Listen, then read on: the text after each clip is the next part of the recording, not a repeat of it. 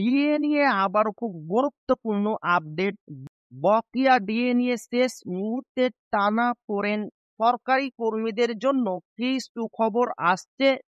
পঞ্চম বেতন কমিশনের অধীনে বকেয়া মহার্ঘ ভাতা ডিএ পরিশোধের সময়সীমা দ্রুত শেষ হতে চলেছে।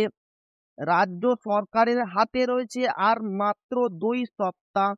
এই পরিস্থিতিতে রাজ্য সরকার সুপ্রিম কোর্টের পূর্বের নির্দেশিকা পরিবর্তনের জন্য পুনরায় শীর্ষ আদালতের দ্বারস্থ হতে পারে বলে ইঙ্গিত মিলেছে।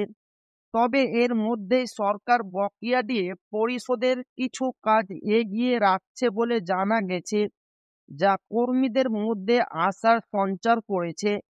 যদি রাজ্য সরকার সময়মতো ডিএ পরিশোধে ব্যর্থ হয়, তবে সুপ্রিম কোর্ট মূল মামলাটি রাজ্য সরকারের দায়ের করা এসএলপি খারিজ করে দিতে পারে। সেক্ষেত্রে হাইকোর্টের নির্দেশ বহাল থাকবে এবং রাজ্য সরকার পঞ্চম বেতন কমিশনের অধীনে বকেয়া ডিএ প্রদানে বাধ্য হবে। এটি রাজ্য সরকারি কর্মীদের জন্য একটি অন্তত গুরুত্বপূর্ণ মুহূর্ত, কারণ দীর্ঘ আইনি লড়াইয়ের পর তাদের জয় নিশ্চিত হতে পারে। তো আপনারা দেখতে পাচ্ছেন, রাজ্য সরকার যদি সুপ্রিম কোর্টে যায় তো লাভবান হবে রাজ্য সরকারি কর্মীরা।